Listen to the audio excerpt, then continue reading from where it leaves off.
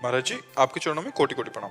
महाराज जी, भागवत कथाओं आदि में निःशुल्क भजन गायन की सेवा देता हूँ, श्री जी की कृपा से उनको रिझाता हूँ।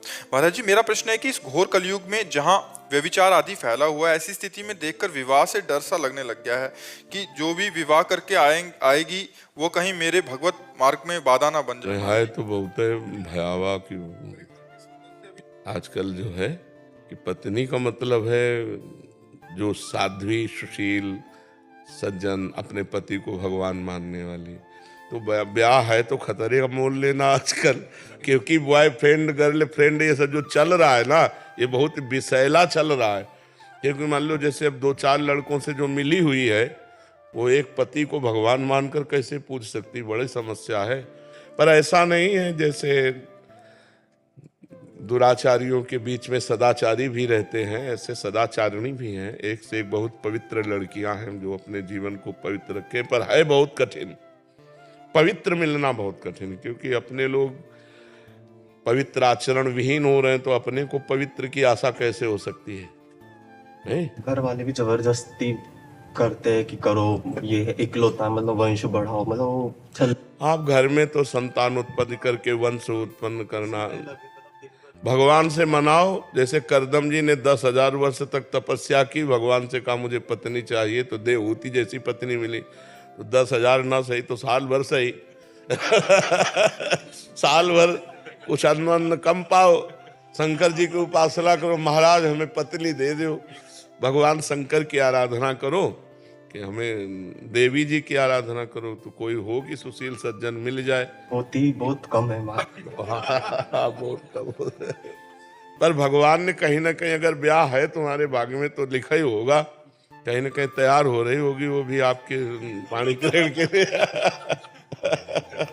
ऐसा हो श्री जी की इच्छा समझ के ही बस चलता रहे कि बस अब जैसी उनकी इच्छा। हाँ बिल्कुल बिल्कुल। बकाया आपका जो प्रश्न है बहुत गंभीर प्रश्न है कि आज सुशील बच्चों को सुशील बच्ची मिलना या सुशील बच्चियों को सुशील बच्चे मिलना बहुत दुर्लभ बात हो गई, क्योंकि स्कूलों में नए नए बच्चे जो थोड़ा अच्छे, वो भी मतलब भ्रष्ट मार्ग में जा रहे हैं, जैसे नशा करना, गर्लफ्रेंड बॉयफ्रेंड बनाकर व्यभिचार करना, ये सब बहुत गंदी बातें हो रही हैं हमारे देश में। पहले हमारे समय में तो था ही नहीं, गर्लफ्रेंड बॉयफ्रेंड था ही नहीं, सिस्टम ही नहीं था, गंदी भावनाएं नहीं थी। अब ये जब से मोबाइल चला ना, तब से गंदी भावना का बच्चों में सृजन हो गया, गंदी गंदी बातें।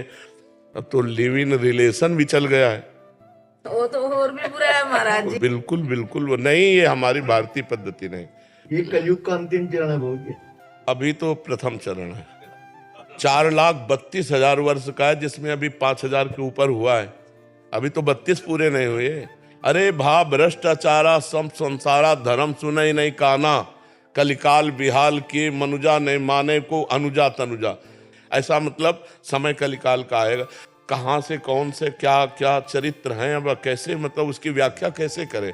हमारे देश में तो इस बात का प्रमाण है कि एक बार जिससे हाथ मिला लिया आजीवन उससे निर्वाह किया, कभी दूसरी की तरफ हाथ उठा के नहीं देखा। ये भारत है, ये भारत है, ये विदेश नहीं है कि आज उसके साथ कल उसके साथ, ऐसा नहीं है। बहुत गंदी बातें विदेश से आई हैं, और देखो सुख भी इसी में है, अपनी पत्नी है, अपना पति है, और आजीवन एक के साथ, तो सुख भी। अब पति को विश्वास नहीं, पत्नी के ऊपर पत्नी को विश्वास नहीं, पति के ऊपर एक घर में रह रहे हैं, अविश्वास से कैसा जीवन। तो आज का समय बहुत विचित्र है, बहुत विचित्र है। भगवान बचावे, किसी को चरित्रवान पति मिल जाए या चरित्रवान पत्नी मिल जाए तो बड़ी कृपा समझो भगवान के, नहीं तो आजकल देखो सब चरित्रविहीन हो रहे हैं, नए नए बच्चे विशेष। तो व्यभिचार प्रवृत्ति तो मलिन प्रवृत्ति है, इसमें कैसे कहा जा सकता है कि हमारी संतान है। वर्ण संकरता फैल रही, पितरों को श्राद्ध तर्पण आदि नहीं मिलेंगे, सब तरह से अधर्म की वृद्धि हो रही है। हमें लगता है सुधार करो भाई, जो सुन रहे हो, अपने चरित्र को पवित्र रखो, अपने जीवन को महान बनाओ। ये सब गंदी बातों से कोई महान नहीं बनता।